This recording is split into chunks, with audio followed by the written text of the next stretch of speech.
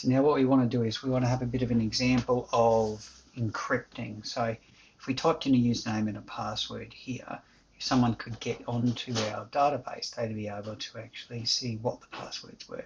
So we need that to be encrypted. Now the way we use this is we can use a thing called hashing. Right, so I've got two examples here, one that's just hashed and one that's hashed and salted. So let's have a look. We'll put in our username and we'll just use a password of 1, 2, 3, 4, 5, 6, 7, 8 and we'll register. Now for the moment this is just printing it out, but we could save that. You can see that's not 1, 2, 3, 4, 5, 6, 7, 8.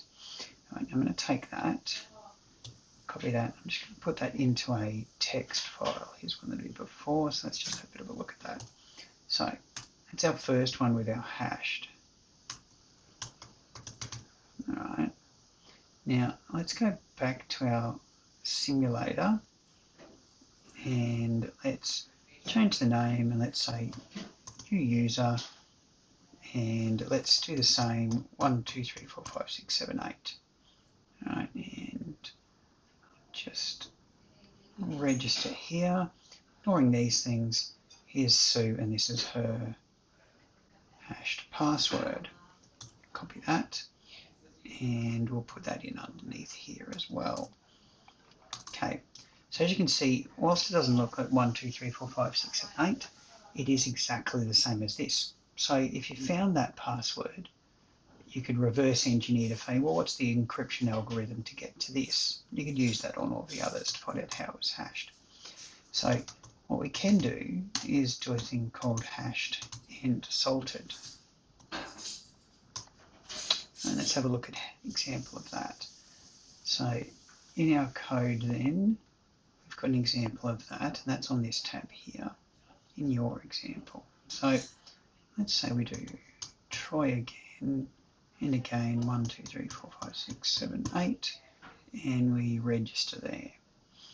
All right, let's take a look at that, copy that, put that into our salted to see what that is, and you'll see, okay, so it's a different hashed password because it's added this salt to it. Alright, now if we now go and say in our salted example, Sue, and again, same password, 2, 4, 5, 6, 7, 8, and rest that, and we'll see this is what it's printed out. Like I said, not normally printing that out, we'd save that, but we're just printing it out just to see what happens. And let's put that underneath here, paste that in. So you can see that these are not the same, whereas these were. And that's because the salt it makes is a random salting, and that changes it. Now in your examples, just clear this. You've just got your two tab views for each of those, and you've got the parts here where you can see the salting, the hashing, sorry, and it uses this CryptoKit, right? And